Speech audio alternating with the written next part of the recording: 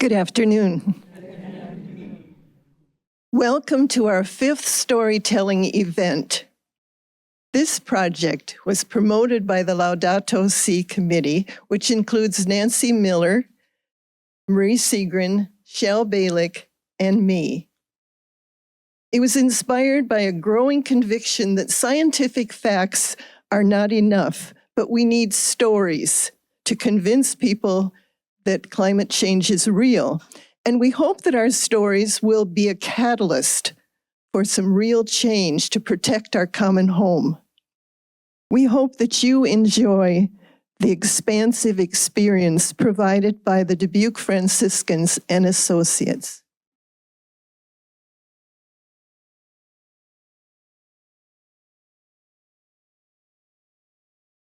Thoughts by Sister Sally Mitchell. Photo by Sister Janice Hoffman. I was sitting at my computer, waiting for thoughts to arrive.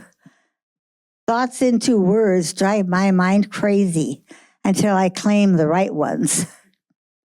Then I moved it to a window, looking out into the world. And there it was, swirled around the bark, a tree, white and beautiful. It looked into my eyes and planted there a whiteness so lovely, so stately. The brightness filled my heart, a standard piece of God's gift. It amazed me, insisting that dawn had now arrived. The dawn of love is now awakening.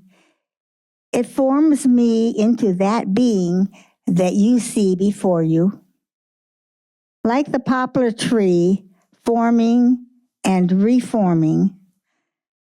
Oh, the whiteness, the brightness of thoughts, of pictures, of words that have me so enthralled.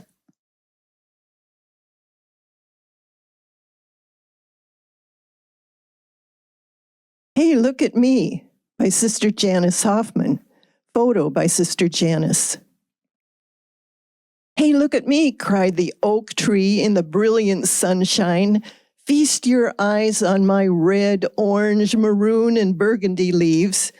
You'll find my glowing radiance in autumn. Hey, look at me, cried the zebra, gazing in Africa. See my work of art, black and white stripes. My existence is threatened, but protected areas give me hope. Hey, look at me, cried the bald eagle, soaring in the blue sky. Wonder at my mighty strength, my keen eyes, and my beautiful white head and feathers. I've returned from the brink of extinction. Hey, look at me, cried the funny-looking platypus swimming in the Australian waters. Puzzle at my duck-billed face and my udder-like feet and my tail like a beaver. Look quickly, I'm an endangered species. Hey, look at me, cried the woolly mammoth lumbering around Siberia. Be in awe of my massive body, my imposing tusks, and my shaggy hair. Oh, sorry, I went extinct 10,000 years ago, but don't blame the humans. Hey, look at me, cried the ivory-billed woodpecker in the forest. Be surprised that I'm the 3rd largest woodpecker in the world. Oh, sorry, deforestation and logging killed me off in 2021. Hey, look at me, cried the dugong from Chinese marine waters. Laugh at my funny name and Google my picture because I could no longer form a healthy population due to industrialization. Hey, look at me, cried the passenger pigeon flying overhead. Feast your eyes as my friends and relatives fill the sky from horizon to horizon. Oh, sorry, we're all gone. Too many of us were killed for sport. We need to protect the environment so that precious and diverse and beautiful species can say, hey, look at me.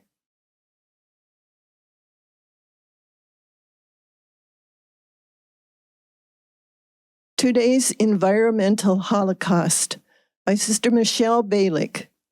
Photo by Sister Janice Hoffman. One Saturday morning in 1996, near my home at the time in Erie, Pennsylvania, an alarming sight transported me back in time to the 1940s. Stopped at the railroad crossing, I watched the train rumble by. I thought about another train loaded with unknowing victims headed for a huge building that would spew odors and smoke into the morning sky. Who would help them? Society around them turned a deaf ear, averted their eyes. What society did not hear or see somehow kept it safe, even if it meant slaughter for millions of others. When the Holocaust was made known to the world, we gasped and said, "How could anyone be capable of such barbarism? Surely we wouldn't participate in such horror." But we have, and we are. Today we see the many levels of violence, modern-day holocausts in our world, from individual personal assaults to ethnic cleansings to the economic systems and policies that harm or kill the environment as surely as they eventually will kill millions of people. If we do not speak out our outrage at the many modern-day holocausts and offer alternatives, we will be guilty of complicity. The term climate change was not new back then, but few people used those words. It was something for scientists to debate, and people thought it really didn't have much to do with them. But people have everything to do with climate change, or like I prefer to call it, climate disruption. That sunny Saturday morning, the train I watched was filled not with human victims, but with victims nonetheless. Car after car was filled to the brim with large logs headed to the local paper mill. As I sat there, I thought about all the paper processing plants across the country, and I wanted to cry. All those felled trees reminded me of the beautiful forests that have been leveled, and the consequent soil erosion, the loss of carbon sinks and wildlife habitat, the pollution from the burning, as well as the tainted water runoff and the wanton waste of paper products in our society. Waiting for the train to pass that day, I reflected on the unquestioning acceptance of our lifestyle. Consume more, waste even more, as long as I have all I could ever want. We as a society turn a deaf ear and avert our eyes, lest we discover our true relationship with and responsibility for each other and creation. Doing nothing about our life choices that create this modern-day environmental holocaust, represented by those logs, contributes to the climate crisis we find ourselves in today. Our inaction will surely mean the destruction of more life. The Holocaust of the Jews was a horrible chapter in our history. The modern Holocaust, the destruction of clean air and water, the elimination of whole species of plants and animals, the disruption of ecological balance, will be just as insidious. All of us are and will be its victims. Unthinking, uncaring acts of pollution and consumption may not have an intentional, targeted victim, but we all suffer when such careless acts disrupt the climate, poison the groundwater and food chain. It may not be death in the gas chamber, but it is death by degrees nonetheless. Where do we start dealing with these immense, complex environmental problems? In the 1940s, one man made a difference, saving some Jews in his employment from certain death in the gas chamber. The movie, Schindler's List, showed how he chose to make a difference. We can be inspired by his example to choose to make a difference where we are. We can choose to be educated on environmental social issues and to take positive action to care for all creation, restoring the ecosystem where we live. We can enter into dialogue with our elected officials and advocate for ecologically just policies and laws. That, in turn, gives witness to others to do the same where they are. I have to believe that the impact on a small area of the globe can ultimately make a positive difference for the entire planet, human and non-human, when each of us takes steps to stop our modern-day Holocaust and foster life all around us.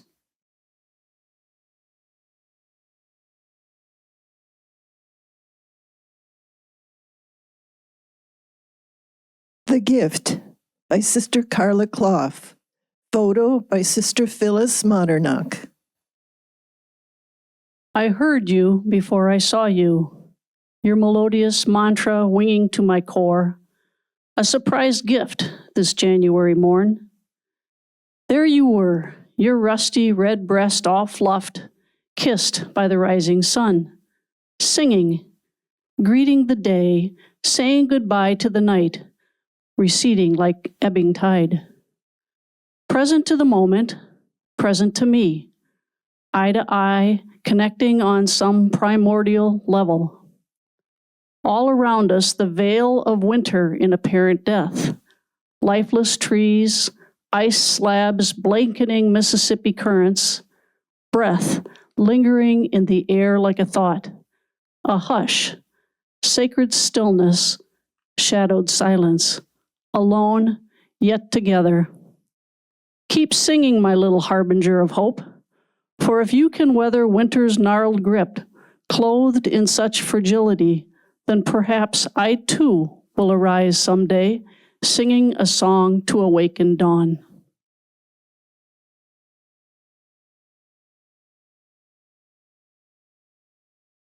Reflect on the previous readings and photos.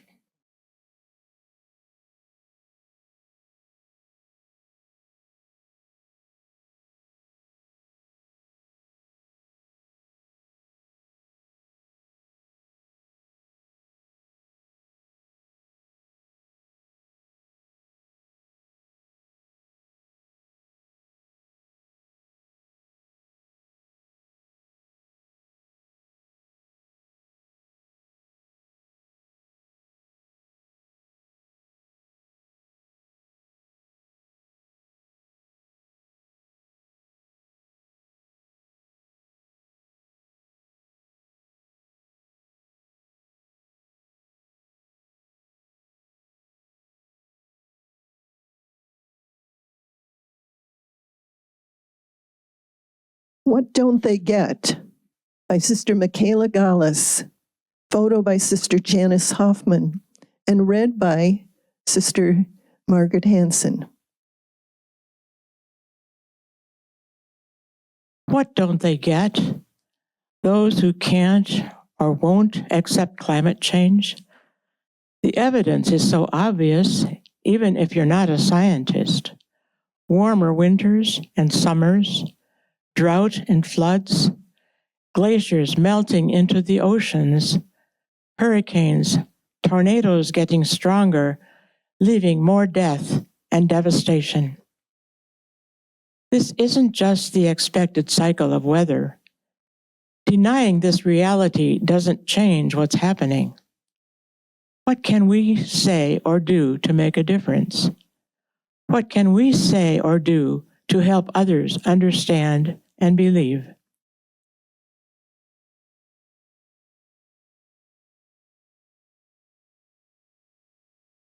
We Knew They Were Here by Sister Nancy Miller. Photo from Sister Nancy Miller. Growing up on a farm in Iowa, living close to the land, picking up rocks hand in hand. Each summer we did this, picking up rocks to clear the land. We found them, Indian arrowheads and stones, hundreds of them, spearheads, triangles, and small bones. We knew they were here. We found polished, weathered round stones used for cooking, for pounding grain. We found stones and wondered what we had gained. We knew they were here. I collected stones year after year and wondered who walked and had lived here. How long did they stay? How long did they live? We knew they were here. Did their kids play with stones or skip them on the creek? Did they build castles or piles of rocks to climb? They did know this land was divine. We knew they were here. And so, in our time, we planted corn by hand and with 4-row planters. We planted beans, walked the rows, and chopped out the corn with handheld cutters. We grew a garden filled with potatoes, beans, corns, tomatoes, and onions to fill our bellies. We feasted on apples and mulberries, strawberries, and grapes to make jelly. My mom planted and nurtured flowers to feed our souls and spread God's beauty. My dad worked this black and rich soil and gave it time to rest from its toil. The land was left to younger farmers, for it really wasn't ours. Although we treasured it and tried to keep it healthy, we lived with it and were truly wealthy. So, in 100 or 1,000 years from now, as we knew they were here, will our love from the land disappear? Let's hope not.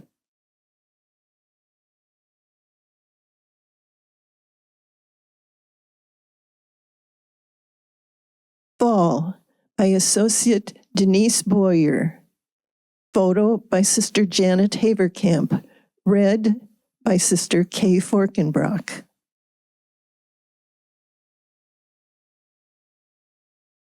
I sigh as snow falls, covers the hardened ground, encasing the seed through an eternal freeze pressed under sheets of a fine linen. Pray for thaw in heat brought by morning sun. Lavish the white, glistening ice with the beam of high noon.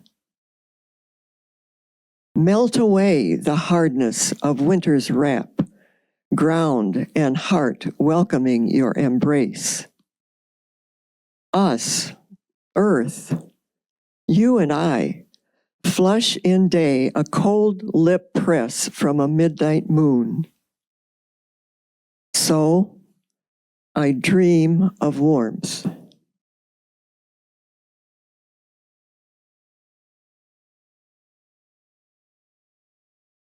Reflect on the previous readings and photos.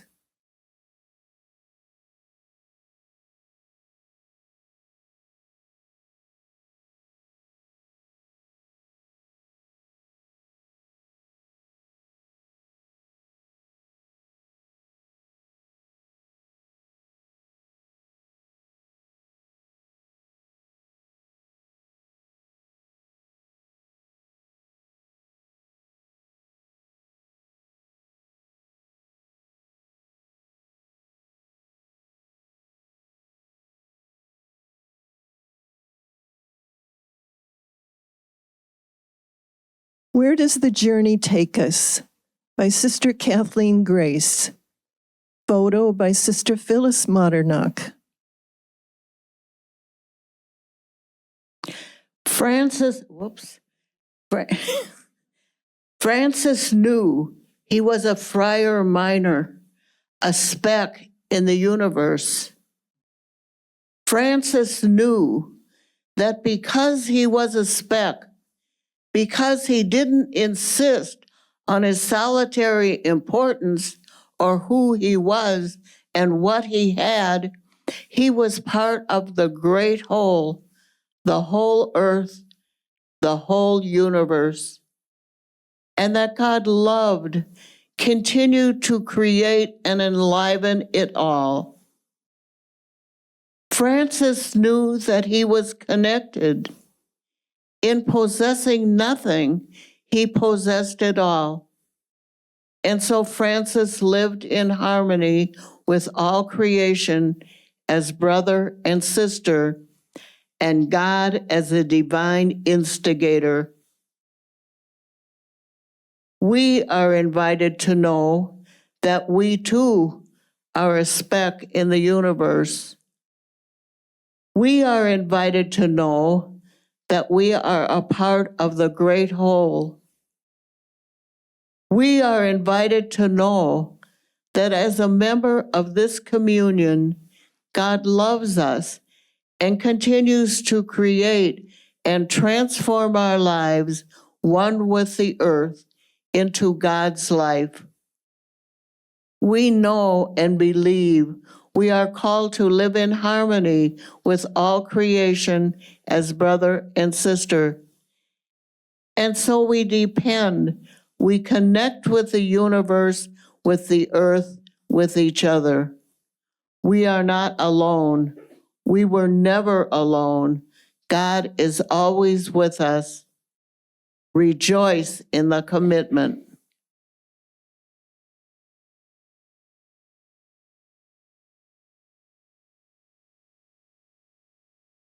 The Brightest by Sister Catherine Neese.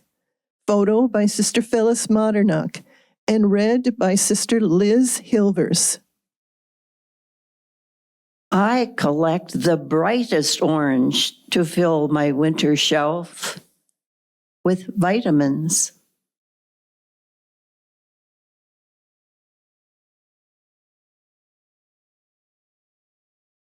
Sunset by Sister Clotilde Wyrick. Photo by Sister Phyllis Modernock and read by Sister Maxine Lavelle. Wrap me in sunset colors as I wait for night and peace.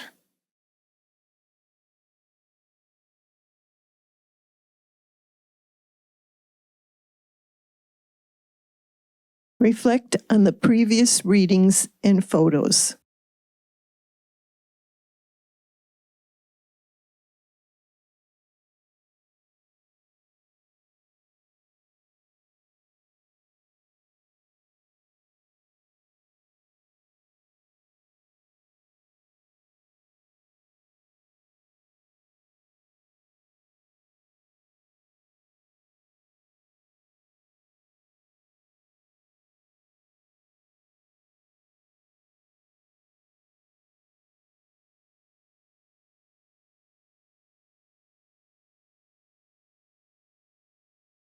Snowflakes by Sister Joan Losey. Photo by Sister Carla Clough and read by Sister Millie Leuenberger. Snowflakes falling everywhere, lovely, lacy, pure and fair. Brushed from angel wings, I know. That is why they glisten so. Snowflakes falling to the ground, very softly, without sound. One by one they gather there, covering the earth so bare.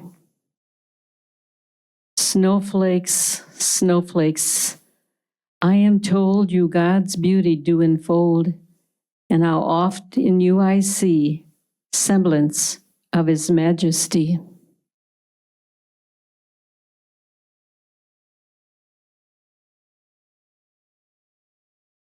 Winter by Sister Marian Ike. Photo by Sister Phyllis Modernock and read by Sister Janet Taphorn. Grayness and quiet, barren limbs and snowy banks, contemplation time.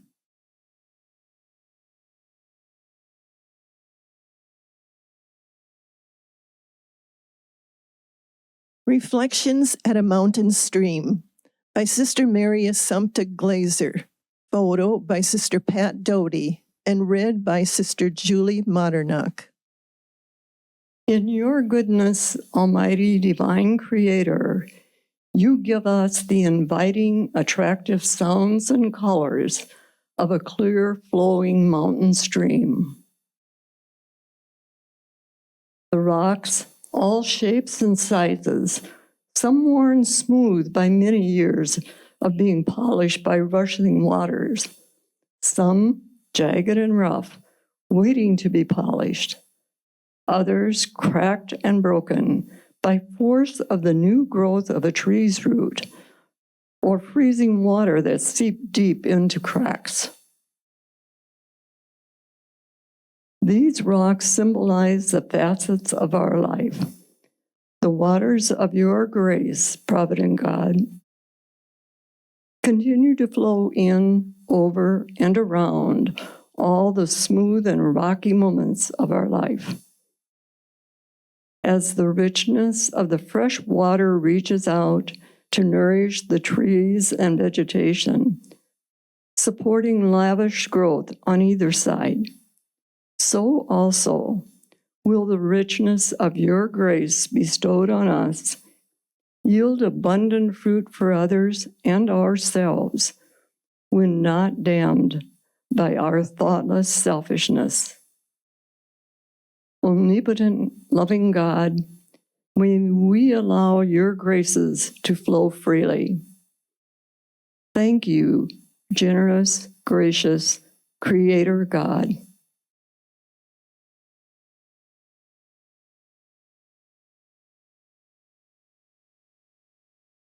Reflect on the previous readings and photos.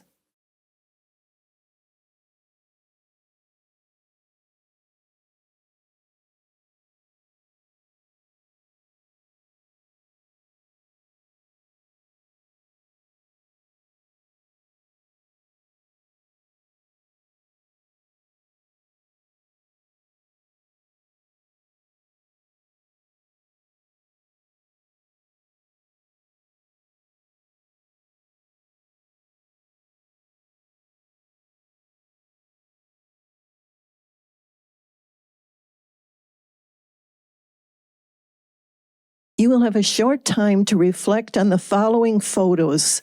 What are your thoughts and emotions? What might you write about these photos? You do not need to share during this storytelling event, but might like to talk about it later.